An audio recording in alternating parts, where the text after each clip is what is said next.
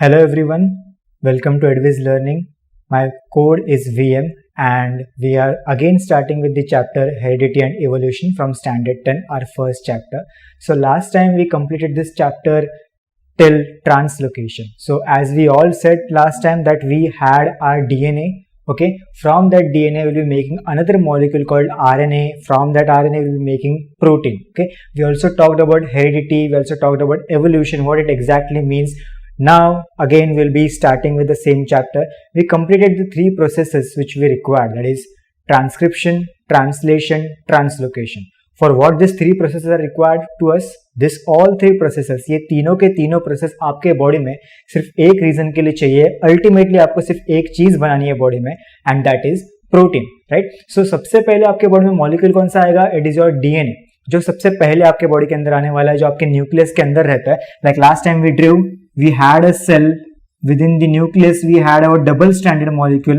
Remember that it was a double stranded molecule which is DNA having 4 nucleotides which are adenine, thymine, guanine and cytosine. From this double stranded molecule we produce a single stranded molecule within our cell. Last time हम लोग ने example दिया था कि अगर समझो अपनों को इंसुलिन बनाना है तो इंसुलिन ये प्रोटीन बनाने के लिए सबसे पहले हम लोग को इंसुलिन का आरएनए बनाना पड़ेगा. ये आरएनए कौन बनाएगा? आपका डीएनए ही आपको बना के देने वाला, बराबर. So like this are the 4 nucleotides that are present inside your DNA, while these are the 4 nucleotides that are present inside your RNA, right? A, U, G, C. What do we mean by U? It's uracil. What do you mean by T? It's thymine, which is present in DNA, while uracil, the another nucleotide present inside RNA. एक बार आपका single stranded RNA बन गया, उसके बाद translation से आपके अंदर एक और प्रोसेस स्टार्ट होता है which is called as protein synthesis, बराबर. अगर आपको आरएनए बनाना है वो प्रोसेस यहाँ पे रहेगा न्यूक्लियस के अंदर. ट्रांसक्रिप्शन हमेशा न्यूक्लियस के अंदर होता है. ट्रांसलेशन वो आरएनए बाहर आने वाला है, बराबर. आरएनए बाहर आएगा और वहां पे आपका ट्रांसलेशन ये प्रोसेस स्टार्ट होगा, बराबर. आपके पास 3 आरएनए रहता है जैसे हम लोग ने लास्ट टाइम दिखाया था. We have first one which is called as mRNA which just carries the message of protein synthesis. It doesn't have anything. It will have the message of amino acid sequences, बराबर. हम लोग ने last time बोला था कि अपने body में total 20 types of amino acids है. All amino acids should be in a sequence. First amino acid, then third, then fifth, then sixth, then again first, then again third. कोई भी sequence में वो लोग रह सकते हैं आउट ऑफ दोस 20. वो सीक्वेंस एक्चुअली आपको ये देने वाला है, which is mRNA, right? Next one is your rRNA molecule. rRNA को हम लोग ने लास्ट टाइम दूसरा नाम दिया था, which sits over your mRNA. इसको हम लोग ने नाम क्या दिया था? राइबोसोम. एक्चुअली जो अमीनो एसिड्स को एक साथ जोड़ने वाला है वो आपका rRNA या फिर ribosome, okay. And third and the last one is called as tRNA, जो क्या काम करेगा पूरे सेल में. समझो अगर ये consider this red dots as amino acids, पूरे सेल में जहां पे भी ये रेड डॉट्स मतलब अमीनो एसिड्स रहेंगे उनको उस साइट से यहां तक लेके आना है. कौन लेके आने वाला है? Your transfer RNA. Therefore it is called as transfer RNA. So these are the 3 types of RNA from which your protein will be made, बराबर. एंड दिस राइबोसोमल आरएनए, ये जो ऊपर जो बैठा है राइबोसोमल आरएनए rRNA, वो पहली जगह पे 3 न्यूक्लियोटाइड्स, फिर दूसरी जगह पे 3 न्यूक्लियोटाइड्स मतलब ट्रिपलेट कोडॉन से वो घूमते रहेगा और finally it will reach the end of the mRNA, okay. This particular part is called as translocation, which we read last time. Okay, now we'll be starting with the next topic which is called as mutation. So what do you mean by mutation? We'll be talking about mutation here. Mutation का मतलब आपके पास DNA का sequence है जो अभी हम लोग यहाँ पे देखेंगे. Just let me draw a DNA sequence here. Like we all know, it's double stranded. So just for simplicity, we will draw it like this. सिर्फ एक बात याद रखना, जैसे हम लोग ने कल बताया था, लास्ट टाइम बताया था कि आपका डीएनए ये फॉर्म में आपके बॉडी के अंदर रहता है. ये फॉर्म में हम लोग सिर्फ उसको सिंप्लीफाई कर रहे हैं. So DNA has any sequence, right? Any sequence which we said last time. DNA can have any sequence like this. Consider this is my sequence. Your sequence can be A, G, C, T, A, G, C, T, anything, right?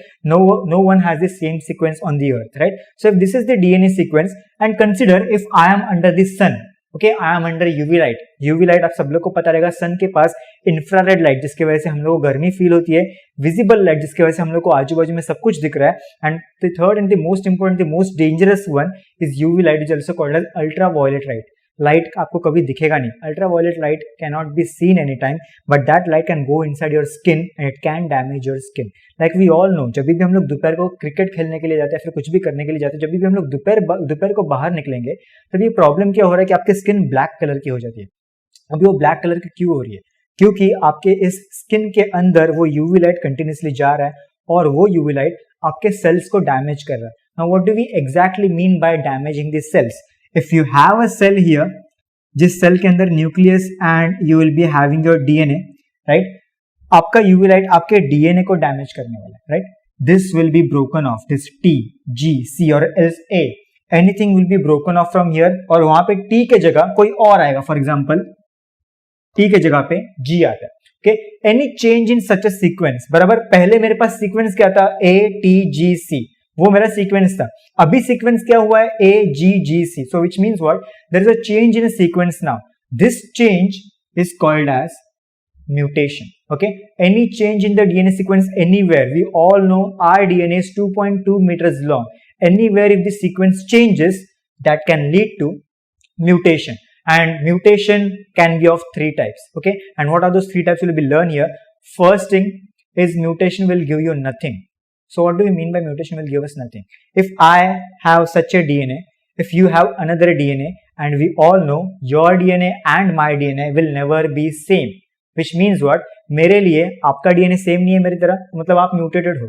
आपके लिए मेरा DNA आपकी तरह नहीं है, तो मतलब इसका मतलब मैं म्यूटेटेड हूँ, बराबर। हम लोग सब लोग के अंदर डीएनए का सीक्वेंस हमेशा चेंज रहता है, बराबर, और इसको हम लोग एक नॉर्मल सीक्वेंस, नॉर्मल म्यूटेशन बोलेंगे, बराबर। अगर समझो यहाँ पे चेंज हुआ भी तो भी मेरे बॉडी को कुछ नहीं होने वाला है। So which means what? Mutation is not giving me anything, that is the first criteria.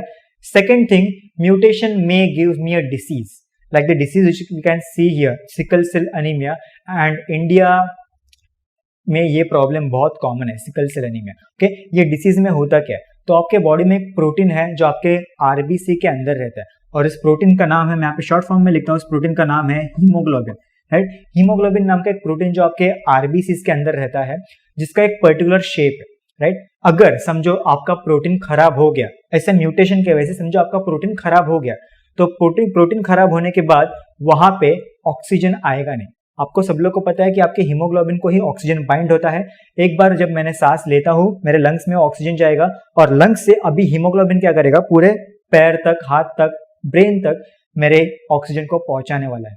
But if the oxygen carrying haemoglobin, if the haemoglobin is completely destroyed due to mutation, that haemoglobin will not carry oxygen, my body will not get oxygen, eventually it will lead to death. Okay, so that is called as sickle cell anemia. Okay, sickle cell, why it is called as sickle cell?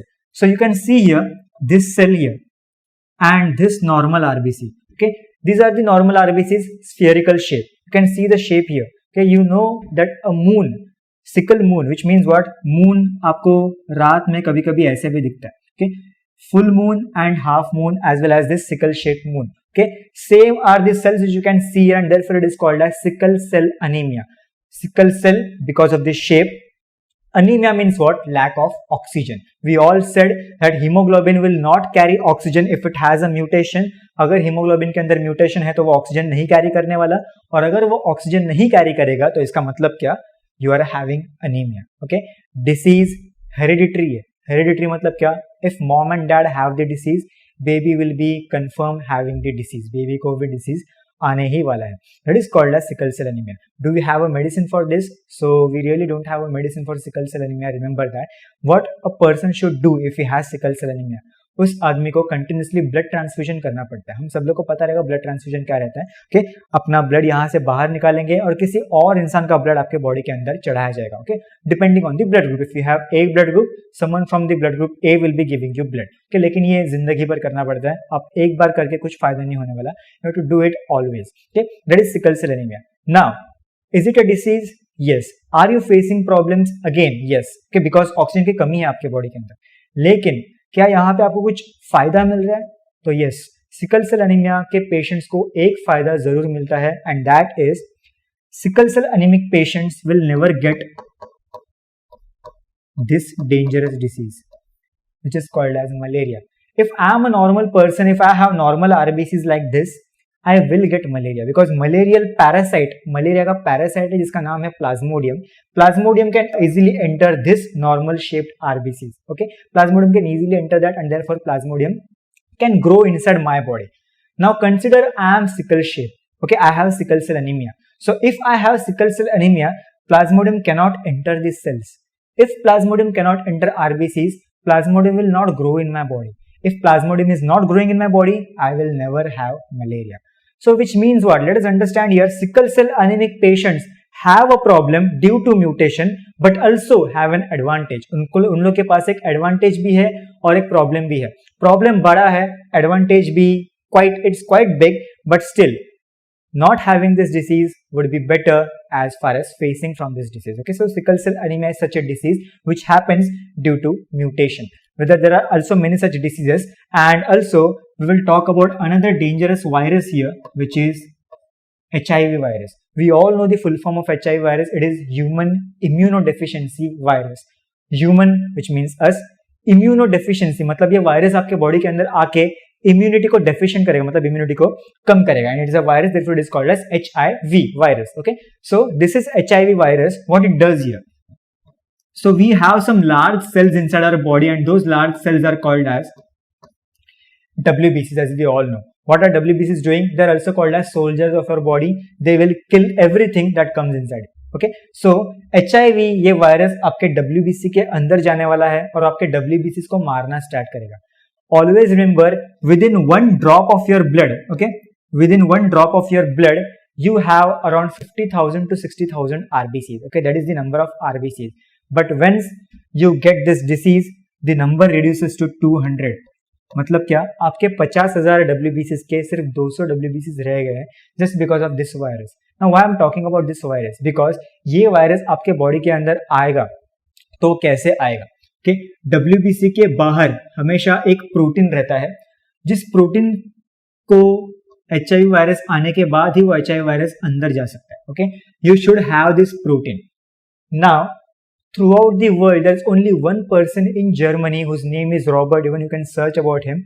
Robert is the only person in the world who doesn't have this protein. So what if Robert doesn't have this protein? If he doesn't have this protein, Robert के अंदर कभी भी HIV virus जाने ही नहीं वाला. And this is a true story. Okay, you can search for it. Germany में एक इंसान आज भी जिंदा है जिसके WBCs के पास ये वाला प्रोटीन नहीं है, जो प्रोटीन HIV को लगता है अंदर आने के लिए, लेकिन उसके पास वो प्रोटीन नहीं है. तो इसका मतलब क्या, that he is the only person today in the world who will never gate HIV infection. Okay, हम लोग के पास WBC के पास ये प्रोटीन रह सकता है और अगर ये रहेगा तो हम लोग को HIV आराम से हो सकता है, लेकिन रॉबर्ट को शायद वो इन्फेक्शन कभी होगा ही नहीं क्योंकि उसके पास वो प्रोटीन नहीं है. अभी प्रोटीन नहीं है, इसका मतलब क्या, रॉबर्ट के अंदर क्या है, म्यूटेशन. क्योंकि हम लोग को पता है ना, DNA ही प्रोटीन बनाता है, बराबर. अगर प्रोटीन खराब है मतलब रॉबर्ट का DNA खराब है, रॉबर्ट का DNA खराब है मतलब रॉबर्ट के DNA के अंदर क्या है, म्यूटेशन. अगर रॉबर्ट के DNA के अंदर म्यूटेशन है तो इसका मतलब क्या, रॉबर्ट को अभी एक एडवांटेज मिला है कि उसके बॉडी में कभी HIV आ ही नहीं सकता. So this is how we talked about those 3 points. Either mutation will not give you anything, mutation may give you a disease, or else mutation may give you an advantage here. Like you can see the advantage which Robert has in Germany, that he will never get HIV virus. We may get HIV virus, but Robert will never get that. Okay, so these are the 3 types of mutations. Just remember that mutation means change in DNA sequence. कोई भी sequence कहीं पे भी अगर change हुआ तो उसको हम लोग म्यूटेशन बोलेंगे, which can be anything ranging from either no disease or else disease or else an advantage. Okay, just a simple change in DNA sequence can cause mutation. Okay, let us move to the next slide now. So an interesting disease here which is situs inversus. Now if we can see these both images, there will be something which is wrong in this, or it's not wrong but actually something which is changed. This is a normal person's heart which is on the left side. Patient with this disease called situs inversus will have his heart in the right side. Okay, so that is a major complication which his body has. Remember, it's not a complication. This is not even a disease either. This is just a condition. इसको हम लोग सिर्फ condition बोलते हैं. क्यों? क्योंकि ये इंसान जिसके पास हार्ट राइट साइड में रहता है वो कुछ भी फेस नहीं करता है. Okay, he will not have any other problem. Okay, all the organs like उसका लीवर लेफ्ट साइड में रहेगा, but actually our liver, normally every person's liver is on the right side. Less than 10% of the world's population today is facing from this disease called as situs inversus. Okay, not a disease, basically just a condition where all the organs will be completely inverted in this shape, right? Like heart on the left side, but patients with situs inversus will be having their heart on the right side. It's a true story basically. So even lungs, like if I talk about my body, my right lung is somewhat larger than my left lung. But patients with situs inversus, they will have their left lung larger than their right lung. Okay, that will be the case with situs inversus patients. Everything will be inverted inside their body. Okay, not a disease but just a condition. Again happening because of the DNA. आपके body के अंदर X chromosome है, अगर X chromosome में कुछ ना कुछ तो प्रॉब्लम रहेगा, आपको ये वाला डिसीज आ सकता है, जिस called as situs inversus. So problem with your X chromosome basically. Okay, next is this, which is called as Barth syndrome. You can see a major complication and we don't have any medicine over this. You can see a baby with his legs where there is no skin basically. Legs के ऊपर skin नहीं है. Okay, ये disease को हम लोग Barth syndrome बोलेंगे. Barth's name of a scientist who has first discovered this disease in 2016. अभी ही ये disease discover हुआ है. और उसके साथ साथ अगर ये स्किन के ऊपर कुछ भी लगे, अगर आप सिर्फ हाथ प्लेस करते हो, then even the skin will get dry and may even tear. Okay, skin वहां पे फट भी सकता है. So that is how Barth syndrome is there. So the patient here, the baby which is shown here, has a mosaic disease. Mosaic मतलब क्या? पूरे body के ऊपर ऐसा स्किन नहीं है. Okay, उसके सिर्फ कोई बॉडी के पार्ट के ऊपर ऐसा डिसीज है, and therefore it is called as mosaic syndrome. Baby can survive. Some babies within 2 seconds they die. Why? Because ऐसा स्किन पूरे के पूरे बॉडी के ऊपर है, मतलब कि उनका पूरा का पूरा बॉडी के ऊपर स्किन बिल्कुल नहीं रहता है. Okay, so Barth syndrome is another syndrome, again a genetic disorder for which you don't have any medicine. What will doctors do in case of this? Doctors will just apply antibiotics and cover it. Okay, once इसको एक बार cover करने के बाद वहां पे dead skin जमा होगा. Dead skin जमा होने के बाद that patient will survive for that leg. Okay, next one is again a somewhat dangerous disease which is called as Stoneman syndrome. Okay, what do we mean by Stoneman syndrome? Patients जिनको भी ये वाला syndrome रहता है, Stoneman syndrome, उनके body में अगर कोई भी इंजरी हुआ, समझो उनका हाथ यहाँ से कट जाता है, तो वहां पे नया स्किन नहीं बनेगा, वहां पे बोन बनना स्टार्ट होगा. Like we can say that we don't have bones here. हम लोग को यहाँ पे bones रहते नहीं है. But you can see here, the skeleton has bones here. The skeleton has bones here. We never have bones at the back too. बराबर, हम लोग के पास सिर्फ skull रहता है. लेकिन जहाँ जहाँ पे आपके पास इंजरी होने वाला है, वहाँ पे आपके बॉडी के ऊपर बोन ग्रो होना स्टार्ट होता है. Eventually, if the injury number increases, you will stand as it is dead. Okay, so Stoneman syndrome, again something which is a horrific movie like characters, but something which is really dangerous, something which is true too. Okay, both of these diseases are true. While second one, hemophilia, जो disease actually again common है India में, और India में बाकी के देशों से doctors आते हैं टेस्टिंग करने के लिए उनके मेडिसिन इसके ऊपर, हीमोफीलिया के ऊपर. Okay, let us split the word. Haemo means blood, philia means like. Okay, blood likes to come out. Actually your skin looks red every time whenever you have hemophilia. What is happening here? आपका blood vessel, कोई भी blood vessel आपके जो हाथ पे रहता है, वो अगर समझो कट गया, कटने के बाद वहां से ब्लड बाहर आएगा और थोड़ी देर के बाद वहां पे ब्लड क्लॉट होने वाला है. Once blood clots, now the blood will not come outside. But this patients, the blood never clots. Okay, आपका ब्लड क्लॉट होने के लिए वहां पे फाइब्रिनोजन नाम का एक प्रोटीन चाहिए. बराबर, इनके बॉडी में फाइब्रिनोजन नाम का प्रोटीन नहीं बनता. अगर वो नहीं बनेगा तो वो लोग ऐसा क्लॉट नहीं कर सकते. See, the clotting is imperfect and blood will always come out. Fibrinogen बोल रहा हूं मैं. फाइब्रिनोजन एक प्रोटीन है. प्रोटीन को बनाने का काम कौन करता है? डीएनए. डीएनए खराब है, प्रोटीन खराब होगा, विच means what? DNA has mutation, the protein will B non functional. Protein काम नहीं करने वाला. प्रोटीन काम नहीं करेगा, आपको ऐसा कुछ ना कुछ तो फेस करना पड़ेगा. Like this disorders, all the pictures which I have shown, the last slide as well as these 3 images here, none of the images has any other medicine. Okay, there is no medicine over these images. You will be living with these disorders for lifetime. Even if we talk about diabetes, high blood pressure, okay, both of these diseases, again you have no medicine. Okay, let us understand that. Okay, so these are the 3 images here. Let us move to next slide, which is evolution. Okay, and what do we mean by evolution? When we started with this, we said evolution simply means change in your body. Okay, changes in your body which happen throughout the lifetime. Like we said that our age might be 20 years, 25 years, or else anything. But the age of our earth, the age of our mother earth is around 5 billion years. 5 billion years मतलब 5 करोड़ साल से अपना अर्थ बना है और तब से आज तक अपने अर्थ पे लाइफ है. Actually life basically is running over the earth. So now evolution means what? Basically changes हो रहे हैं हर एक ऑर्गेनिज्म के अंदर, जिसकी वजह से नए नए स्पीशीज आ रहे हैं. हम लोगों ने एक एग्जांपल पिछले टाइम दिया था कि आपके पास मंकीज के अंदर चेंजेस होने के बाद ह्यूमंस बने हैं, या फिर कोई भी रेप्टाइल्स के अंदर चेंजेस होने के बाद बर्ड्स बने हैं. रेप्टाइल्स के अंदर, रेप्टाइल्स मतलब चिपकली बेसिकली, तो रेप्टाइल्स के अंदर चेंजेस होने के बाद स्नेक्स बने हैं, बर्ड्स बने हैं, बर्ड्स के बाद मैमल्स मतलब हम लोग बने हैं. So this all changes which occur throughout the duration will be called as evolution. Okay, changes आपके बॉडी के अंदर होते हैं. अभी चेंजेस होना शुरू कहाँ से हुआ? तो जो आपके टेक्स्ट बुक में नहीं दिया रहेगा शायद.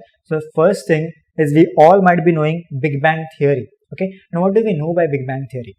We should know that there were no planets in the universe. Okay, आपके यूनिवर्स के अंदर अर्थ छोड़ो बाकी के 8 प्लैनेट्स भी नहीं थे. Okay, even not Pluto. Pluto is not a planet दो, बट कोई भी प्लैनेट आपके अर्थ के ऊपर नहीं था. सब प्लैनेट्स बनाया किसने?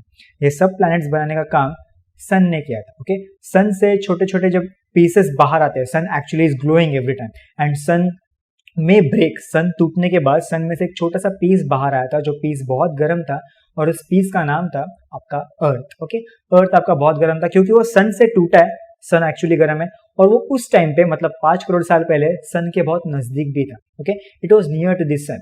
Today if we talk about sun and earth and the distance between them, it is around 15 crore kilometres. आज अर्थ ठंडा हो चुका है. ओके, लेकिन अर्थ ठंडा होने के साथ साथ पहले जब वो गर्म था, okay, if you like draw the earth here, okay, जब अर्थ गर्म था, अर्थ सिर्फ एक गैस था. There was no land over the earth. Okay, it was just a gas. Hot gases were present over the earth and the main gas which was present over the earth was this hydrogen. Okay, we all know we don't use hydrogen for breathing, right? So which means what? अर्थ के ऊपर life रहने का कोई सवाल ही नहीं था. बराबर. धीरे धीरे जैसे अर्थ ठंडा हो गया, योर हाइड्रोजन स्टार्टेड कंबाइनिंग, मतलब एक हाइड्रोजन दूसरा हाइड्रोजन दोनों से एक साथ आ रहे थे, जिसकी वजह से नए नए केमिकल्स बन रहे थे. Today if we talk about chemistry, basically not biology but chemistry, we have around 118 elements. सबके सब एलिमेंट्स बनाने का काम किसने किया है? Only one thing which is hydrogen. Okay, क्योंकि सन के पास भी कंप्लीटली हाइड्रोजन ही है, वही हाइड्रोजन से आपका अर्थ भी बना है. बराबर. इतने सारे एलिमेंट्स बनने के बाद धीरे धीरे ये सब एलिमेंट्स को हम लोग ने बोला था इनऑर्गेनिक कंपाउंड्स और inorganic chemicals. What do we mean by inorganic? Inorganic का मतलब ऐसे केमिकल्स जिनके अंदर ये नहीं रहता. Okay, carbon. फॉर एग्जांपल, अगर मेरे पास स्टील है, मैंने स्टील को गर्म किया, स्टील को गर्म करने के बाद स्टील कभी भी ब्लैक कलर का नहीं होता है, which means what? Steel is inorganic. If I burn my self, अगर मेरा हाथ में जलाता हूं, मेरा हाथ ब्लैक कलर का होने वाला है. If I burn sugars, okay, sugar को अगर मैंने बर्न किया, नॉर्मल शुगर, तो शुगर को बर्न करने के बाद शुगर भी ब्लैक कलर का होने वाला है, which means what? Sugar as well as me, we both contain carbon. If we burn a tree, tree भी ब्लैक कलर का होने वाला है. If you are burning wood, wood भी ब्लैक कलर का होने वाला है. If you are burning anything, meat और चिकन और एनीथिंग, हर एक ब्लैक कलर का होता है. वो ब्लैक कलर का क्यों हो रहा है? बेसिकली क्योंकि उनके अंदर क्या है? कार्बन. अर्लियर सिर्फ हाइड्रोजन था, मतलब क्या? इनऑर्गेनिक. बराबर. धीरे धीरे हाइड्रोजन से आपके पास ऑर्गेनिक केमिकल्स बन रहे थे. ओके, जैसे जैसे साल बीतते गए, मतलब 5 करोड़ साल से आगे जैसे जैसे अर्थ आते गया, धीरे धीरे आपके पास कॉम्प्लेक्स ऑर्गेनिक कंपाउंड्स बनते थे. कॉम्प्लेक्स मतलब क्या? कोई भी छोटा वाला कंपाउंड नहीं, बड़े कंपाउंड्स. लाइक अगर हम लोग बोलेंगे अपने बॉडी के अंदर शुगर्स है, तो शुगर छोटा कंपाउंड नहीं, शुगर बहुत बड़ा कंपाउंड है. Therefore sugar will be called as complex compound. Why sugar is called as organic? Because basically sugar contains carbon. Simple. And compounds, क्योंकि उसके अंदर सिर्फ कार्बन नहीं रहेगा, कार्बन के साथ हाइड्रोजन, हाइड्रोजन के साथ ऑक्सीजन, नाइट्रोजन, फॉस्फोरस, सल्फर, ये सब कुछ उसके साथ रहने वाला है. इसके वजह से उसको हम लोग कंपाउंड बोलते हैं. अगर सिर्फ कार्बन रहता था, it will be simple element. Okay, लेकिन अगर बहुत सारी चीजें एक साथ है, ये हम लोग ने केमिस्ट्री में ऑलरेडी पढ़ा रहेगा, बहुत सारी चीजें एक साथ है तो उसको हम लोग कंपाउंड्स बोलते हैं. ओके, धीरे धीरे अर्थ के ऊपर जैसे जैसे अर्थ ठंडा हो रहा था, कार्बन, हाइड्रोजन, फॉस्फोरस सब कुछ एक साथ मिलके कंपाउंड्स बन रहे थे. ओके, 4 मेजर कंपाउंड जो आपके बॉडी के अंदर मिलते हैं, उनका नाम हम लोग यहाँ पे लिखते हैं. First major compound which is formed inside your body is called as carbohydrate. बराबर. कार्बोहाइड्रेट ये कंपाउंड हम लोग सब लोग को पता रहेगा. Simply carbohydrate means sugars. Okay, sugar जो अपने बॉडी के अंदर हमेशा मिलता है, जिसकी वजह से हम लोग कुछ ना कुछ तो काम कर पड़ते हैं. बराबर. Second thing, second complex organic compound is called as fats. Again we know about fats, we don't need to talk about it. Third thing जिसका स्टोरी अभी हम लोग ने देखा था, which is called as protein. Okay, carbohydrates, fats, proteins and lastly which is also called as vitamins. ये 4 organic compounds है. What do we mean by organic compounds? चारों के चारों कंपाउंड्स ऐसे हैं जिनके अंदर क्या रहने वाला है? कार्बन. अपनी बॉडी, अगर हम लोग अपने बॉडी के बारे में बोलेंगे, हमारे बॉडी में चारों के चारों कंपाउंड्स एक साथ दिखते हैं. ओके, हम लोग के बॉडी में चारों के चारों कंपाउंड्स है. एक भी कंपाउंड अगर खत्म हो गया, हम लोग खत्म हो गए. Okay, so which means what? We have all this 4 organic compounds which were made from simple organic inorganic chemicals. okay, inorganic chemicals जैसे कि हाइड्रोजन, ऑक्सीजन, सबके वजह से आपके पास आज कॉम्प्लेक्स ऑर्गेनिक कंपाउंड्स है. धीरे धीरे सबसे पहले आपके पास फर्स्ट सेल बना था. जैसे जैसे अर्थ ठंडा हो रहा था, आपके पास फर्स्ट सेल बना था और वो सेल था बैक्टीरिया. ओके, बैक्टीरिया के बाद धीरे धीरे आपके पास यूकैरियोटिक सेल्स, मतलब ऐसे सेल्स जिनके पास न्यूक्लियस रहता है, ऐसे सेल्स आपके पास बने थे. Finally multicellular organism was formed. okay, earlier it was just a unicellular organism which was formed on the earth. later on धीरे धीरे मल्टीसेलर ऑर्गेनिजम्स बने थे. लेकिन एक बात हम लोग को यहाँ पे याद रखनी है कि सबसे पहले एनिमल्स नहीं आए थे, प्लांट्स आए थे. क्योंकि आप सब लोग को पता रहेगा that animals which means we always use oxygen for living. Plants, do they use oxygen? No. During the day time they are using carbon dioxide. So earth के ऊपर जो भी कार्बन डाइऑक्साइड था, जिसको प्लांट्स ने यूज करके plants ने oxygen बाहर निकाला था, उन्हीं प्लांट्स की वजह से आज अर्थ के ऊपर 21% ऑक्सीजन है, जिसके बाद धीरे धीरे हमारी लाइफ सपोर्ट हो रही है. बराबर, अर्लियर प्लांट्स थे, उन्होंने 21% ऑक्सीजन लेके आया. 21% ऑक्सीजन लाने के बाद धीरे धीरे हम लोग वहां पे आए थे. हम लोग मतलब not we, but bacteria, algae, fungi, then fishes, then birds and finally humans. Okay, ये सब एनिमल्स को ऑक्सीजन लगता है, आप लोग को सब लोग को पता रहेगा. और इसके वजह से पहले अर्थ पे जिन्होंने जन्म लिया था, they were all plants. Okay, first primitive cell जो अभी हम लोग ने यहाँ पे बोला है was form from the organic compound, जो ये वाले ऑर्गेनिक कंपाउंड्स है, जिसकी वजह से आपका पहला सेल बना था. धीरे धीरे life went on to multicellular organisms and finally we are the newest organisms on earth which are humans. Okay, the last point here which is again interesting, what about these organisms? Dinosaurs, what do we talk about them? Okay, तो अगर हम लोग cartoon देखते हैं, okay, we all might be knowing about cartoons and the most famous cartoon in India which is Doraemon. तो अगर Doraemon आपको अगर पता रहेगा तो डोरेमोन में एक थियोरी है which is डायनासोर्स कैसे खत्म हुए. Okay, so वो theory partly it's right, but what was the actual theory behind depletion of dinosaurs? Why dinosaurs why dinosaurs went extinct? The main theory behind this is you have your earth, there are meteors roaming in the space. Meteors are stone like structures present between earth and Mars. One such meteor fell on the earth, caused an explosion. अर्थ के ऊपर बहुत बड़ा धमाका हुआ था क्योंकि मीटेयर ऊपर से नीचे गिरा था. मीटेयर गिरने के बाद अर्थ के ऊपर के डायनासोर्स खत्म हो गए. Okay, story is partly true. I am calling it as partly true क्योंकि वो मीटेयर गिरा कहाँ पे है कि अभी तक हम लोग को पता है या फिर पता नहीं है. ओके, तो वो मीटेयर मेक्सिको नाम के कंट्री में गिरा था. ओके, वो मीटेयर वहां पे गिरने के बाद मेक्सिको के डायनासोर्स खत्म हो गए थे. But what about dinosaurs of India? What about dinosaurs of USA? What about dinosaurs of America, sorry England, और dinosaurs of Africa? What about those dinosaurs? सबके सब डायनासोर्स ऐसे खत्म नहीं हुए थे. एक्चुअली डायनासोर्स खत्म होने के पीछे एक सबसे बड़ा रीजन ये है कि आज आपके रहने वाले कॉन्टिनेंट्स का number, today we have around 7 continents in our world, right? But क्या ये 7 कॉन्टिनेंट्स अर्थ के फॉर्मेशन से आज तक है?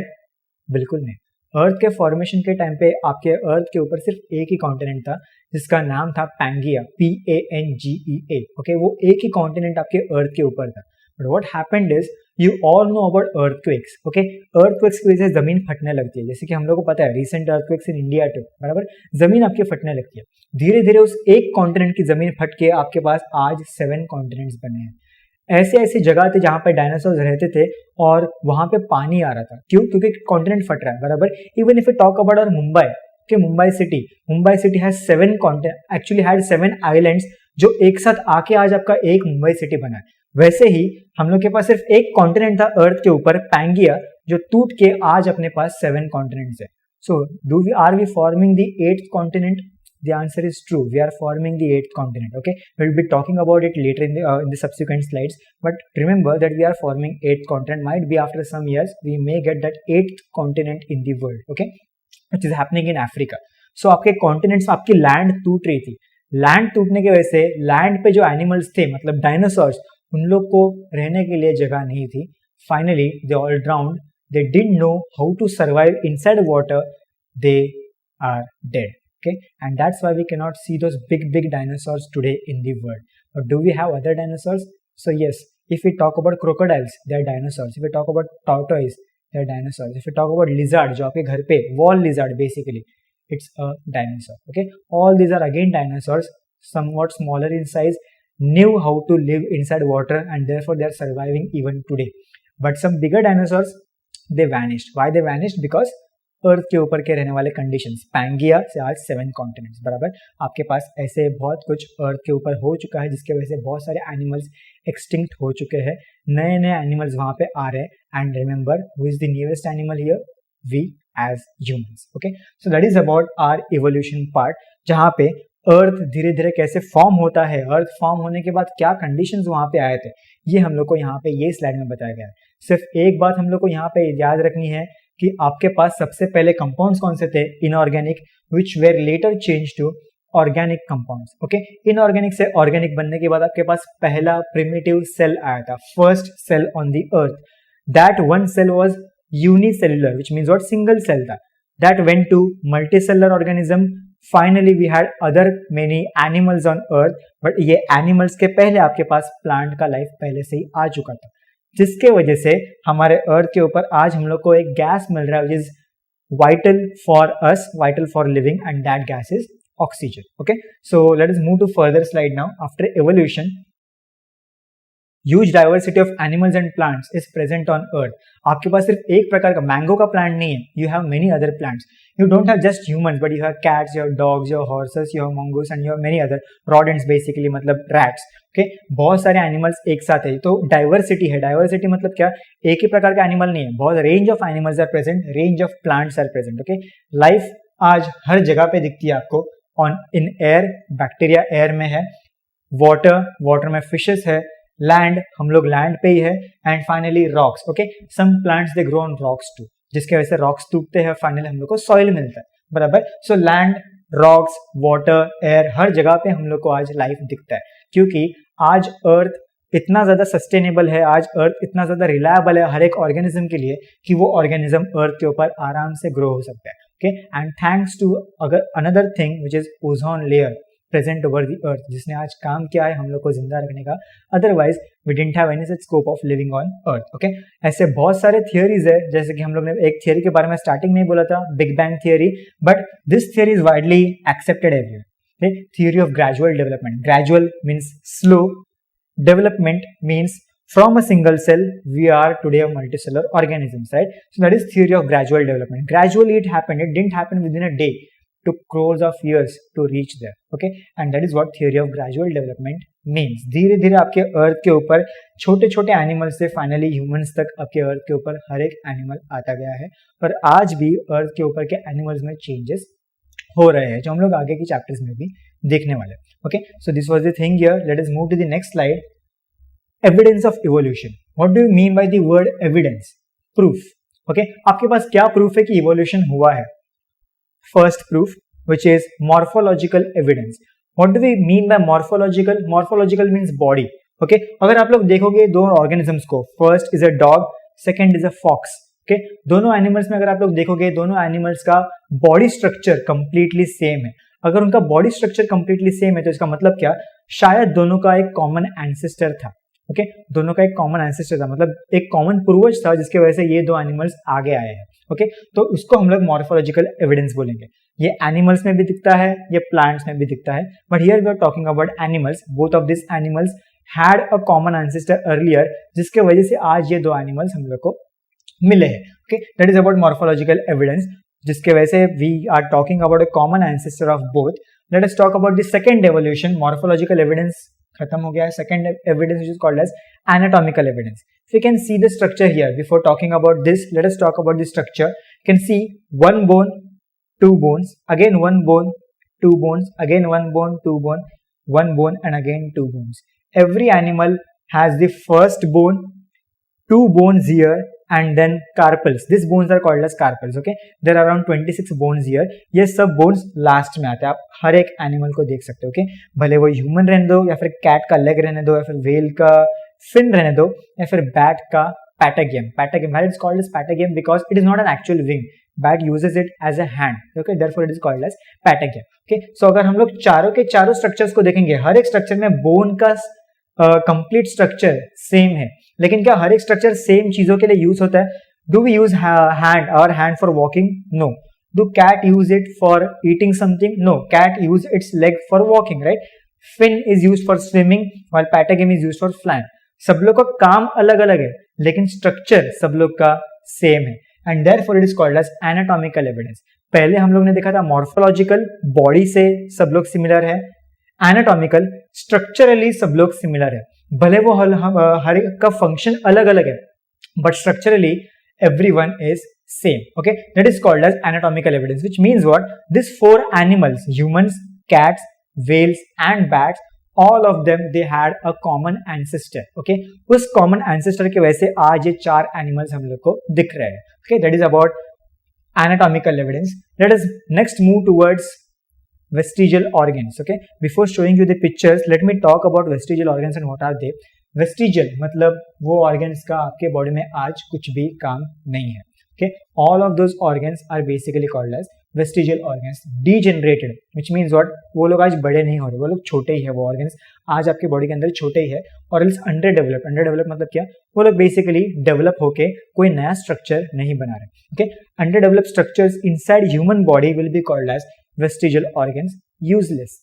Why they're called as useless? Because all these organs are never working inside your human body. Okay, ये सब organs actually क्या होता था कि ये सब organs पहले, बहुत पहले, when there were no humans, all these organs were working, but later on we changed those organs. वो सब organs का हम लोग example देखेंगे, but firstly remember that some existing organs they undergo gradual development. Okay, which means what? For example, bat. तो bat is flying. Okay, bat can fly, but does bat produced wings for flying? नहीं, bat ने wings बनाए थे? बिल्कुल नहीं. bat के जो existing hands है उनका ही modification हुआ था जिसके वजह से bat उड़ सकता है. bat ने हाथ के साथ साथ wings नहीं बनाए थे. तो bat को अगर खुद के अंदर एक modification चाहिए तो एक नया organ नहीं लेके आने वाला. वो खुद के अंदर क्या modification किया था उसने? सिर्फ हाथ को अपने modify किया. Therefore its hand is not called as wing, it is called as patagium. Okay, so this is how bat develop its wing. Okay, it's not a wing basically, but उसने किया क्या है? उसने कोई नया structure नहीं लाया body में. उसके जो existing structure था, मतलब जो पहले से उसके पास था, उसके अंदर ही सिर्फ gradual development हुआ. Gradual means again we know the word, just a little bit of slower development. Okay, many such organs are non-functional in humans but are functional in other organisms. Let us talk about these organs here. Firstly, lost legs in a snake. Okay, snake के नीचे आपको ऐसे organs मिल सकते हैं. And what are these? So these are nothing but legs. हम लोग सब लोग को पता है snakes पहले world में आए थे? बिल्कुल नहीं. snakes के पहले कोई और था वहाँ पे, and those were reptiles. Okay, चिपकली basically.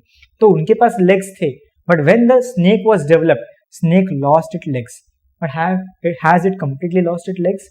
No. There is some structure present at the back of the snake. Okay, ये जो स्ट्रक्चर है यहाँ पे उसको हम लोग बोलते हैं vestigial legs. Vestigial means what? They are non functional, they are not working. Okay, snake will crawl, snake will never walk. Okay, vestigial legs मतलब क्या? वहां पे पहले लेग्स थे, अभी वहां पे लेग्स नहीं है. Let us take another example here. Can see here a new structure is called as nictitating membrane. Okay, आपको ये ब्लैक कलर का मेम्ब्रेन इस ईगल के आई के ऊपर दिखता रहेगा. What is this black colour membrane called? It is called as nictitating membrane. This membrane is functional in these birds, non-functional in humans. If we can see the red color here which is present inside your eye at the tip, okay, वो tip का जो red color है वो actually एक organ था पहले humans के पास, basically humans के पास नहीं but apes के पास, मतलब monkeys के पास, और उस organ का नाम था nictitating membrane. Okay, धीरे धीरे हम लोग के पास आई का फ्लैप आने के बाद we lost that organ. Okay, वो organ हम लोग ने completely हम लोग वो organ भूल गए. वो ऑर्गन आज अपने बॉडी के अंदर काम नहीं करता. इसका मतलब क्या? Nictitating membrane is a vestigial organ और else non functional organ in my body but a completely functional organ in eagles. These are the two organs.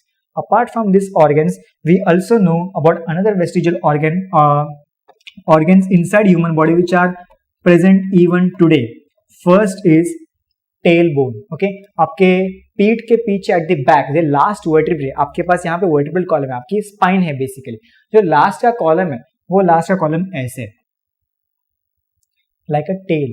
Okay, earlier humans had tail, later they lost. Why?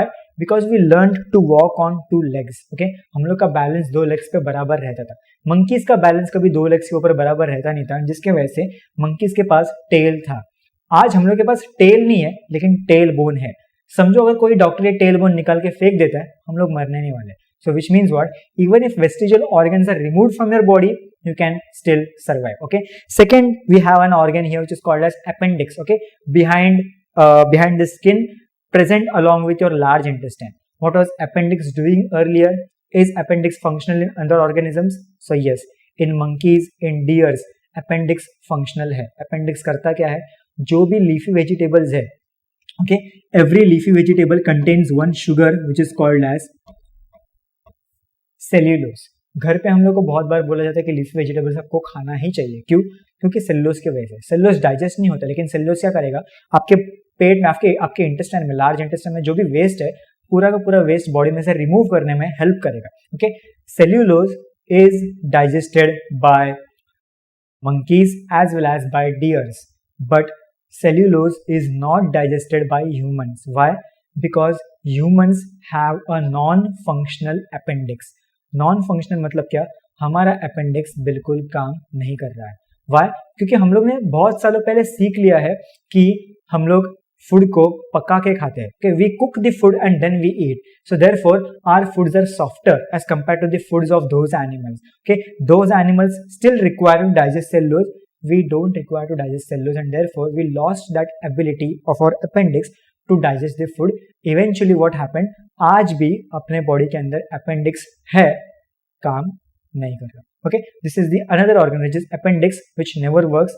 Tailbone never works. Even this, okay, your external ear, it never works. अगर आपने कभी भी एक dog का external ear देखा रहेगा, अगर आप एक डॉग के पीछे खड़े रह के आवाज करते हो तो वो कान आपकी तरफ घुमा सकता है, लेकिन आपका कान कहीं पे भी घूमने नहीं वाला, ना आगे ना पीछे ना ऊपर ना नीचे, कहीं पे भी नहीं. क्यों? Because you have lost the muscles inside your ears. Your ears basically never work. Again a vestigial organ. से बहुत सारे वेस्टिजियल ऑर्गन्स है. Even if for example something which is not in your text book, but you can look at that. Just close these two fingers like this and just move your hand like this. You will feel something here. Okay, this is again an organ which is completely vestigial in humans. If we remove this organ surgically, अगर ये organ हम लोग ने बाहर निकाल दिया है, tendon है, इसको हम लोग टेंडन बोलते हैं बेसिकली. टेंडन का मतलब मैं आपको समझाता हूँ, लेकिन अगर ये organ आपने बाहर निकाल दिया, again this organ is completely vestigial. Okay, this was used earlier by monkeys to climb on the trees. Even monkeys use this today too, but we don't climb on the trees. We started to walk on land, we started to stay on land, and we lost the ability of this organ too. So even this organ is a vestigial organ. So all these organs basically are vestigial. Okay, so for today what we learned was, after translocation we studied about mutation. Mutation के बाद हम लोग ने सबसे important part मतलब evolution के बारे में देखा था. How we lost dinosaurs, why we lost dinosaurs. Next, evidences of evolution. We came across 3 evidences of evolution. First one is morphological, which means body. Second one was anatomical, which means structure of the bones used for different purposes, but the structure will be the same for 1 bone, 2 bones, and then 26 bones. Okay, and after that, the last topic which we came towards was vestigial organs, the organs which are completely non-functional. Next time we'll be looking at some other evidences of evolution, and finally we'll be looking at the most important topic, how humans came on the earth. Okay, so thank you students, thank you for watching Adviz Learning. Keep learning, keep growing. Thank you.